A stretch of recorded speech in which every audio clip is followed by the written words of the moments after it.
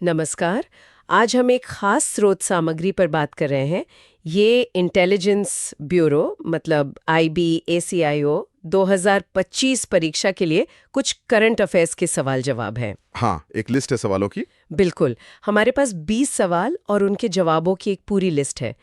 तो आज हमारा मकसद है कि इस लिस्ट में जो अलग-अलग विषय हैं, जैसे शासन है, भूगोल, विज्ञान, संस्कृति, अंतर्राष्ट्रीय रिश्ते, इनसे जुड़ी जो खास जानकारी है, जो तथ्य हैं, उनको निकालें और थोड़ा और गहराई से समझें। ठीक है? तो शुरू करते हैं? हाँ, बिल्कुल। तो पहली नज़र में देखने पर तो ये सवाल जवाब ऐसे लगते हैं कि जैसे परीक्षा की तैयारी के लिए हो या फटाफट कोई जानकारी ताज़ा करनी हो। हाँ, क्विक फैक्ट्स जैसे। हाँ, बिल्कुल। तो हम कोशिश करेंगे कि इन तथ्यों के पीछे की जो कहानी है या उनका जो महत्व है, उसको थोड़ा और खोल कर देखें। सही है। चलिए, तो शुरुआत करते हैं राष्ट्रीय सुरक्षा और शासन से जुड़े कुछ सवालों से। स्रोत में पहला सवाल है IB के मौजूदा डायरेक्टर के बारे में, तपन डेका। और फिर एक और सवाल है 11वें नंबर पर डेप्यूटी नेशनल सिक्योरिटी एडवाइजर, उप राष्ट्रीय सुरक्षा सलाहकार पंकज कुमार सिंह जनवरी 2023 में नियुक्त हुए हैं। हाँ, ये दोनों ही नियुक्तियां अगर आप देखें तो भारत की जो राष्ट्रीय सुरक्षा व्यवस्था है उसके लिहाज से हाँ, उसके लिहाज से काफी अहम है। IB इंटेलिजेंस ब्यूरो वो तो देश की प्रमुख आंतरिक खुफिया एजेंसी है। तो डायरेक्टर का पद अपने आप में बहुत महत्वपूर्ण होता है। और जो नेशनल सिक्योरिटी एडवाइजर NSA का ऑफिस है, जिसके तहत डेप्यूटी NSA काम करते हैं, हाँ। वो सीधा प्रधानमंत्री कार्यालय PMO के तहत काम करता है। राष्ट्रीय सुरक्षा नीति, रणनीति, इन सब में उनकी अहम भूमिका होती है। तो पंकज कुमार सिंह की नियुक्ति उस टीम को और मजबूती देती है, कह सकते हैं। अच्छा, और इसी से जुड़ा एक और सवाल भी है इसमें, सवाल नंबर 4 कि IB किस मंत्रालय के अधीन आता है? जवाब है गृह मंत्रालय। तो इन तीनों सवालों को अगर एक साथ देखें तो क्या तस्वीर उभरती है? देखिए, ये तीनों तथ्य मिलकर ना भारत की जो सुरक्षा संरचना है उसकी एक झलक देते हैं। अच्छा। IB गृह मंत्रालय को रिपोर्ट कर रहा है, जो आंतरिक सुरक्षा के लिए जिम्मेदार हैं। ठीक है। हाँ, वहीं NSA और उनकी टीम वो सीधे प्रधानमंत्री को सलाह दे रहे हैं। तो ये एक तरह का एक व्यापक इंटीग्रेटेड अप्रोच सुनिश्चित करता है राष्ट्रीय सुरक्षा पर। तो तपन डेका और पंकज कुमार सिंह जैसी नियुक्तियां दिखाती हैं कि भाई इन महत्वपूर्ण पदों पर कौन लोग हैं और ये पूरा सुरक्षा तंत्र काम कैसे करता है। ये सिर्फ नाम याद रखने वाली बात नहीं है, सही, बल्कि ये समझने की बात है कि देश की सुरक्षा किन कंधों पर है और उसकी संरचना क्या है बेसिकली।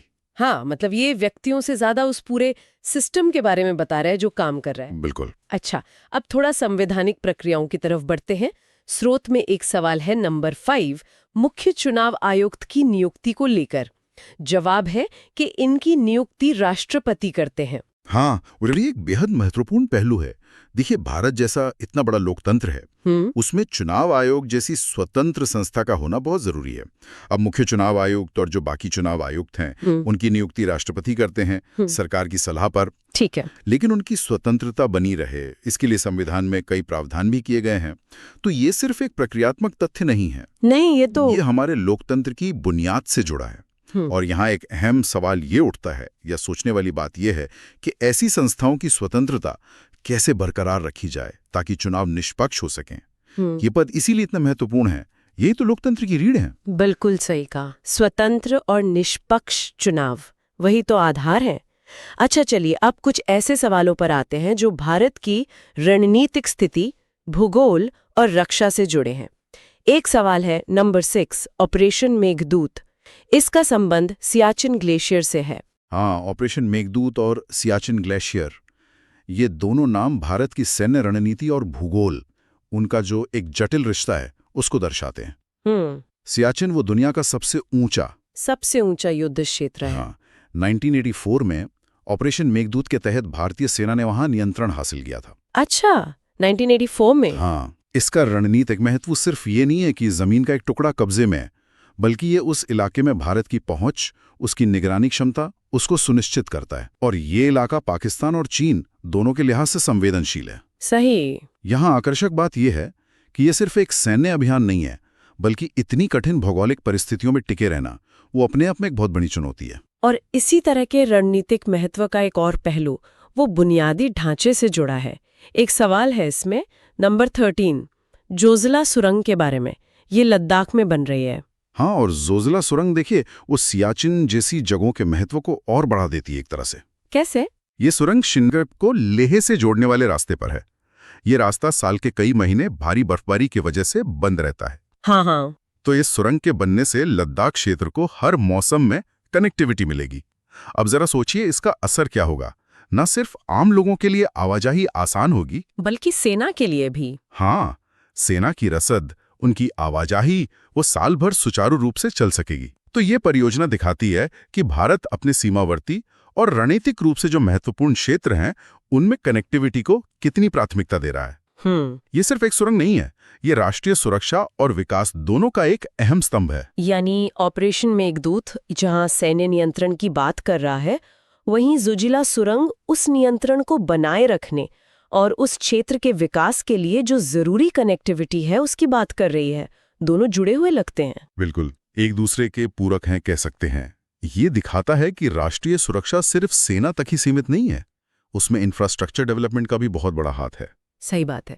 चलिए अब थोड़ा अर्थव्यवस्था, विज्ञान और तकनीक की तरफ मुड़ते हैं। स्रोत में एक सवाल है नंबर 3, ब्लू रेवोल्यूशन या नीली क्रांति के बारे में। ये मछली उत्पादन से जुड़ी है। और एक और सवाल है नंबर 9, मात्स्य 6000। ये समुद्रयान मिशन का हिस्सा है। इन दोनों में कोई कनेक्शन दिखता है? हाँ, एक तरह से देखें तो दोनों भारत की जो समुद्री क्षमताएं हैं और संसाधन हैं उन पर फोकस करते हैं, लेकिन अलग अलग लेवल पर। अच्छा। ब्लू रेवोल्यूशन का लक्ष्य तो है मछली पालन, जलीय कृषि, इनको बढ़ावा देना ताकि किसानों की आय बढ़े, खाद्य सुरक्षा सुनिश्चित हो। ये ज्यादातर जो हमारे तटीय इलाके हैं या आंतरिक जल संसाधन हैं, उनके बेहतर प्रबंधन और उपयोग पर केंद्रित है। ठीक है। वहीं मत्स्य 6000 वो एक बहुत ही महत्वाकांक्षी वैज्ञानिक पहल है। ये भारत का जो डीप ओशन मिशन है? हाँ, सुना है इसके बारे में। उसका हिस्सा है। इसके तहत भारत गहरे समुद्र में, मतलब बहुत नीचे, वहां मौजूद खनिज और दूसरे संसाधनों का पता लगाना चाहता है। मात्स्य 6000 एक मानव युक्त पनडुब्बी है जो 6000 मीटर की गहराई तक जा सकती है। 6000 मीटर? बाप रे! तो एक तरफ तो मौजूदा समुद्री संसाधनों का बेहतर इस्तेमाल हो रहा है ब्लू रेवोल्यूशन से। हाँ। और दूसरी तरफ भविष्य के लिए गहरे समुद्र की खोज हो रही है मात्स्य 6000 से। ये दिलचस्प है। बिल्कुल। और अगर हम इसे और बड़ी तस्वीर में देखें तो ये भारत की ब्लू इकोनॉमी पर जो बढ़ता हुआ फोकस है उसको दिखाता है। Blue economy? हाँ, मतलब समुद्री संसाधनों का सतत उपयोग करके आर्थिक विकास करना। इसमें फिर मछली पालन से लेकर गहरे समुद्र में खनन, समुद्री परिवहन, पर्यटन, सब कुछ शामिल है। वर्ल्ड अर्थक्वेक अलर्ट सिस्टम सवाल 17, इसे गूगल ने लॉन्च किया है। हाँ, ये दोनों उदाहरण दिखाते हैं कि कैसे टेक्नोलॉजी जो है वो आम लोगों की सुरक्षा से सीधे जुड़ रही है। भारत एनकैप का मकसद है गाड़ियों को क्रैश टेस्ट में सेफ्टी रेटिंग देना, ताकि लोग सुरक्षित कारें चुनें। हाँ, ताकि ग्राहक ज्यादा सुरक्षित कारें चुन सकें और जो बनाने वाले हैं निर्माता, वो भी सुरक्षा मानकों को बेहतर बनाने पर ध्यान दें। ये सड़क सुरक्षा की दिशा में एक अहम कदम है, आप कह सकते हैं। बिल्कुल। और दूसरी तरफ गूगल का अर्थक्वेक अलर्ट सिस्टम, वो मोबाइल फोन के सेंसर का इस्तेमाल करके भूकंप आने से कुछ सेकंड पहले चेतावनी दे सकता है। अच्छा। हाँ, तो ये प्राकृतिक आपदाओं के समय जान बचाने में काफी मददगार हो सकता है। ये दोनों ही तकनीक के बहुत व्यवहारिक और जीवन रक्षक उपयोग के उदाहरण हैं। सही है। अर्थव्यवस्था से जुड़ा एक छोटा सा तथ्य भी है स्रोत में। सवाल नंबर 2, बांग्लादेश की मुद्रा टका है। वैसे सामान्य ज्ञान का हिस्सा है। हाँ, है तो, लेकिन पड़ोसी देशों की बुनियादी जानकारी रखना भी महत्वपूर्ण होता है ना? निश्चित रूप से, खासकर जब भारत पड़ोसी पहले की नीति पर इतना जोर देता है, तो पड़ोसी देशों की अर्थव्यवस्था और सामान्य जानकारी वो प्रासंगिक हो ही जाती है। हाँ, ये बात भी है। अब बात करते हैं संस्कृति, समाज और वैश्विक पहचान की। स्रोत में कई दिलचस्प उदाहरण हैं। जैसे 2023 में लघु चित्रकला के लिए पद्मश्री मिला भानुभाई चितारा को, ये सवाल नंबर 8 है। और कोझिकोड शहर को यूनेस्को ने क्रिएटिव सिटी ऑफ लिटरेचर का दर्जा दिया है, ये सवाल नंबर 12। हाँ, ये दोनों बातें भारत की जो समृद्ध कला और साहित्यिक परंपरा है उसको दर्शाती हैं।